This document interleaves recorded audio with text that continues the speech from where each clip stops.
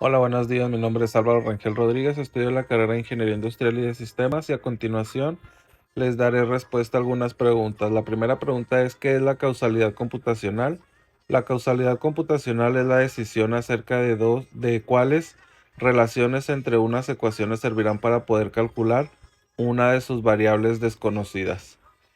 La pregunta número 2 dice: explica cuáles son las variables conocidas y no conocidas. Las variables conocidas son aquellas que su nombre lo indica, que se conoce y se ingresa al principio de la simulación y además no cambia durante este proceso. Estas variables se dividen en variable en tiempo, constantes y variables de estado.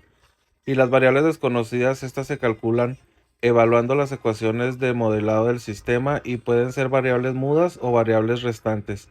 En resumen, estas variables dependen del cambio y variación que pueda sufrir la variable independiente. La pregunta número 3 dice: ¿qué es una matriz triangular inferior por bloques? Es aquella matriz que posee cero en cada elemento, que se halla por encima de la diagonal principal. Y aquí vemos un ejemplo. La pregunta número 4: ¿qué son las variables de estado? Son un conjunto de elementos más mínimos de variables de un sistema que pueden representar su estado dinámico completo en un determinado instante.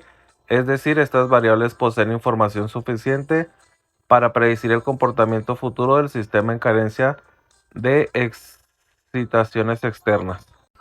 Por ejemplo, en sistemas termodinámicos, la energía interna, presión y la entropía son ejemplos de variables de estados. La siguiente pregunta es: ¿qué son los lazos algebraicos? Los lazos algebraicos son un subconjunto de ecuaciones e incógnitas que se hallan al modelar un sistema de ecuaciones algebraicas diferenciales. Explicando en qué consiste el algoritmo DAS y los métodos inline y mixed mode. Algoritmo DAS: este algoritmo consiste en transformar una ecuación diferencial en una representación aproximada algebraica. Por ejemplo, para la simulación de un brazo robótico que se integra a sistemas mecánicos, eléctricos e hidráulicos, además de las variables de este que posee el sistema. Aquí vemos el método inline y el método mixed mode, donde se menciona que en el método inline tiene por finalidad hacer más eficiente un proceso en el sistema en tiempo determinado de ejecución. Es decir, cuando se define un método inline, el código de la misma hace que se traslade o copie el lugar donde se llama la dicha función.